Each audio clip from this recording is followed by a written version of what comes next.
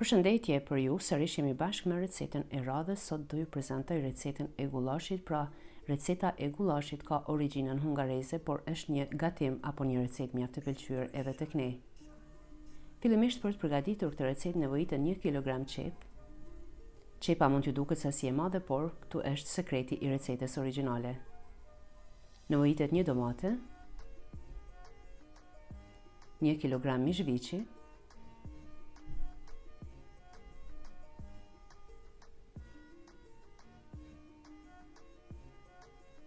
në tenxhere shtojmë vaj fillimisht, pastaj shtojmë qepën e grirë. Qepën e fërgojmë për disa minuta derisa t'i bie volumi. Pastaj shtojmë mishin të cilin e kemi prerë në copa.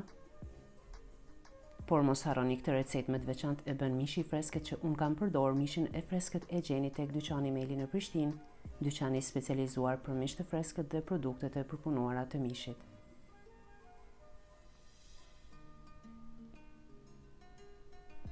Pastaj tek mishi shtojmë 1 domate të prerë.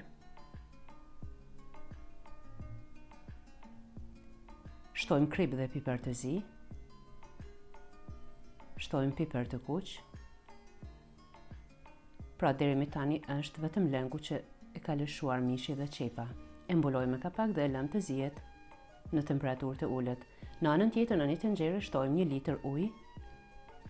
Shtojmë 1 kock koncentrat viçi.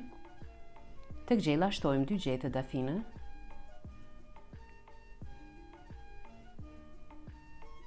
Dafina nuk bën të mungoj në këtë recetë sepse i jep shijen origjinale.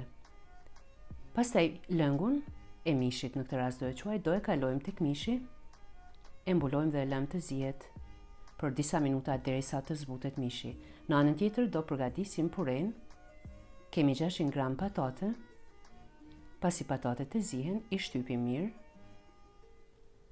Shtojmë 1 lugë gjelle gjalp, 100 ml qumësht,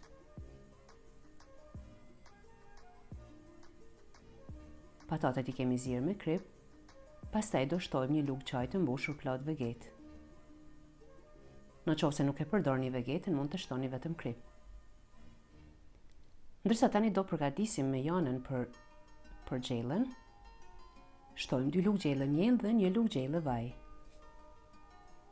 I përziejmë mirë, do i skuqim për pak minuta derisa të fillojë të ndrojë ngjyrën dhe të merr një ngjyrë të artë.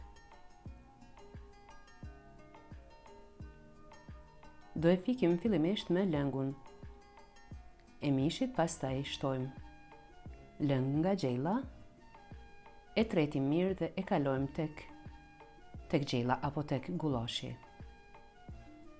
Në fund mund të shtoni majdanoz të thatë, por kjo mbetet sipas dëshire. Fillimisht e shërbejmë puren.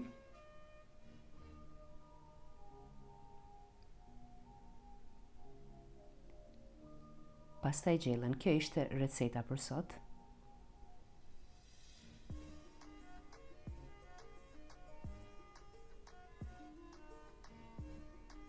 Mund ta shoqëroni me turshi apo me sallatë. Uroj të jetë edhe pëlqyeshme për ju. Miru takofshim me recetat e radhës.